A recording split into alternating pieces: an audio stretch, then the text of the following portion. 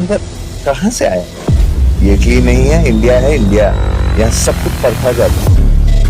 और Mambo uncle को तो पता ही नहीं कि उन्होंने भानुशाली ग्रुप के नए सीईओ को पहले ही ऑफर किया और उसके बाद भी भानुशाली ग्रुप से कनेक्शन बनाने की बात कर रहे हैं।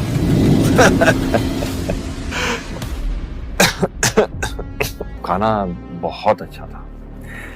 ऐसे लगा आज पहली बार मैंने दिल खोल के खाना खाया।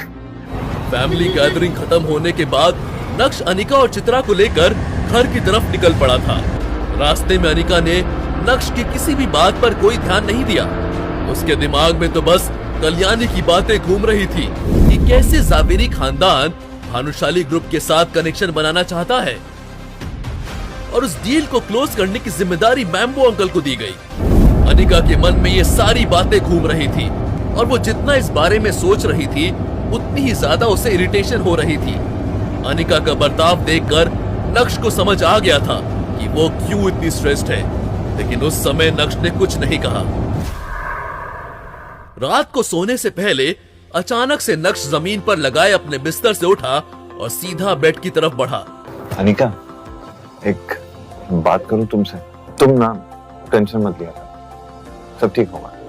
और हाँ, मैम्बो अंकल की टेंशन तो जरा भी मत लेना। वो भानुशाली ग्रुप के साथ डील क्रैक नहीं कर पाएंगे, बल्कि वो डील तुम्हारे अलावा कोई और क्रैक नहीं कर पाएगा, पक्का। तो तुम टेंशन मत। नक्श की बात सुनकर एक पल के लिए अनिका शॉक्ड रह गई थी। उसे यकीन नहीं हो रहा था कि नक्श ने उसके दिमाग में चल रहे उन थॉट्स को पहचान लिया था।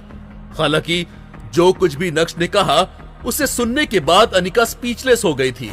खैर, जो कुछ भी था, इस कश्मकश में 3 से 4 दिन कैसे निकल गए पता ही नहीं चला। और वो दिन आ गया जब भानुशाली ग्रुप को अपना नया सीईओ मिलने वाला था। नक्श के दादाजी ने उसे सुबह ही कॉल करके बता दिया था कि आज उसकी ज्वाइनिंग है। नक्श ने अपना स्कूटर उठाया और हवा से बात करते हुए भानुशाली ग्रुप के ऑफिस की तरफ निकल पड़ा था। भानुशाली ग्रुप का मेन ऑफिस सूरत की सबसे पॉश लोकेलिटी में था। नक्श के मन में एक बात और खटक रही थी। इतनी बड़ी कंपनी का सीईओ होकर वो एक स्कूटर चला रहा था, इसलिए नक्श ने तय किया कि वो अपना स्कूटर ऑफिस के बाहर रोड के सामने की तरफ पार्क करेगा। अभी नक्श अपने स्कूटर को लेकर आगे बढ़ ही रहा था कि तभी एक लग्जरी कार अचानक सी आई और उसने नक्श के स्कूटर को ठोक दिया। What is happening here? अरे यार, खून निकल रहा है। अरे इसका नुकसान कौन भरेगा? दिखता नहीं है तुझे? ये